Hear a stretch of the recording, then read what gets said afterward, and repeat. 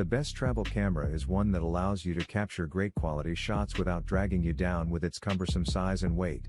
Being able to transport your camera around with ease is vitally important, but you'll also want to make sure that your camera is good enough that it justifies its place in your bag, rather than you just relying on your camera phone instead.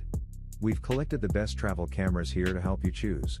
Panasonic has long been a strong player in the video market, and while its focus might have been on the more serious videographer in the past, the G100 has its sights firmly on the vlogging space.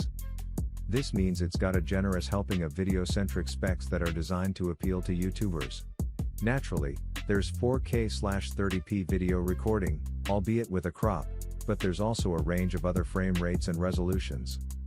There's also social media friendly specs, like a video selfie mode, a social media frame marker, and a dedicated button for transferring your videos and shots directly to your smartphone ready for uploading.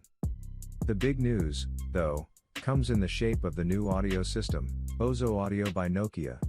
While we've seen this appear in smartphones, this is a first for cameras, and it helps the G100's 3 internal microphones pick up clear sound no matter where it's coming from. Vloggers may also find the fact that there's a rear microphone for picking up sound as you're walking and talking a particular bonus. Panasonic is so confident that this microphone system will do a good job that it says you shouldn't need to invest in an external one, though that's slightly contradicted by the inclusion of a 3.5mm mic input. Other specs include a 20.3 MOS sensor, 5-axis hybrid image stabilization, a fully articulating touch-sensitive screen, an electronic viewfinder and a single SD card slot. One of the advantages of the Micro Four Thirds system is that its cameras can be much smaller than its APS-C or full-frame equivalents. Panasonic has taken that to the extreme with the G100, producing something incredibly small and light, in a bid to lure vloggers who want something ultra-portable to capture their everyday lives. The option of shooting 4K video is pretty standard on most cameras now, and the Z50 includes this, with frame rates up to 30 FPS available. To transfer your files to your smartphone, there's inbuilt Wi-Fi and Bluetooth, which works with Nikon SnapBridge app. There's a micro USB port for in-camera charging too, which means you can restore its charge via a portable external battery, although it's a shame this isn't the increasingly common USB-C connection type. Place the Z50 next to its full-frame siblings, the Z6 and Z7, and you can definitely see the family resemblance. There's the same kind of layout, viewfinder placement and button layout, only in a more compact frame. Using the camera with the new Nikon 16 to 50mm f/3.5 to 5.6 pancake lens makes for a very neat overall package. It's not quite pocket friendly, but it certainly slides much more neatly into smaller bags than a full frame equivalent. Some controls have been removed to save space, though. You won't find a top plate LCD, and nor is there a joystick on the back of the camera. The former we didn't miss too much, but a joystick for changing the AF point would have come in really handy. Unlike on some rival cameras, you can't continue to use the touchscreen while working with the viewfinder, and this can really slow down the process of selecting the appropriate AF point, as you have to work with the much slower directional keys. It's not the end of the world though.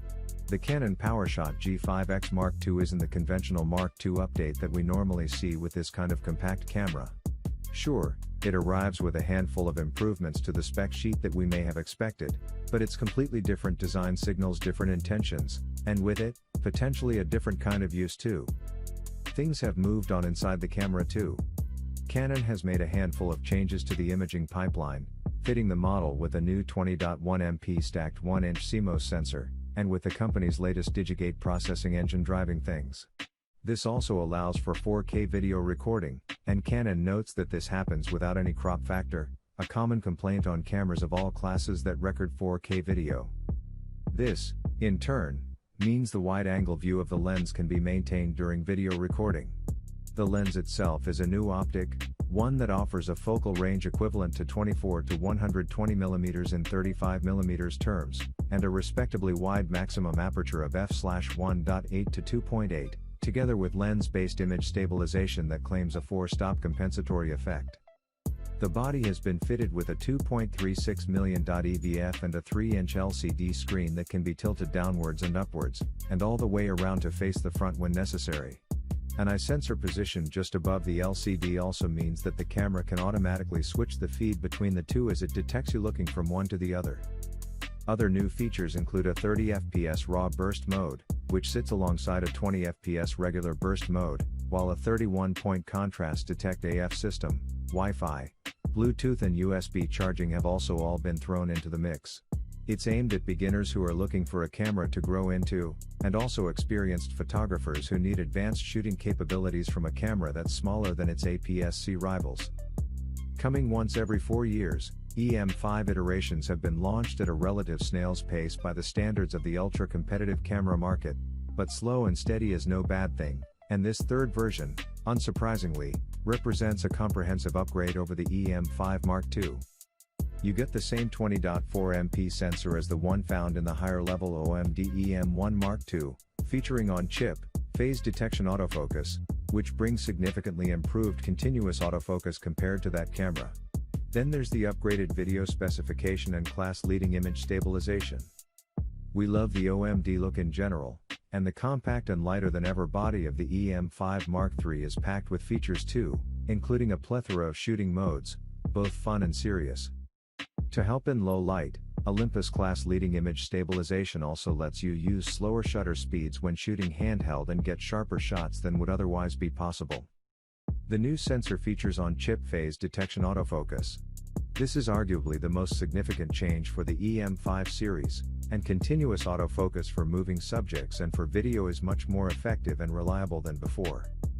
On top of all this, images can be remotely captured, or uploaded and shared, via the Olympus Image Share app over Wi-Fi or Bluetooth. In short, the Olympus OMD EM5 Mark III is an extremely capable camera that leaves little to be desired in terms of shooting options and features. While the first 5 RX100 models maintained a relatively restrained zoom range and a wide maximum aperture, the RX100 VI swapped it for a lens equivalent to 24 to 200 mm in 35 mm terms, and the RX107 retains this optic. The fact that Sony squeezed this lens into a body no larger than before was impressive, but the trade-off was a reduction in maximum aperture. The lens has aspherical, advanced aspherical and extra low dispersion glass on the inside to help keep things rosy, while optical steady shot technology has also been included to keep things stable. It's very unusual for a camera to have the same sensor resolution throughout 7 consecutive models, however, the sensors haven't been the same this whole time, and it's no surprise that the RX107 has been blessed with a new one, albeit one that still conforms to the same 1-inch dimensions and stacked architecture as before. Indeed, this is one of the big shifts from the RX100 VI, and brings what Sony claims to be performance in terms of speed that's on a par with its A9 model, which is still the flagship mirrorless camera in the Alpha family. What does that mean in figures?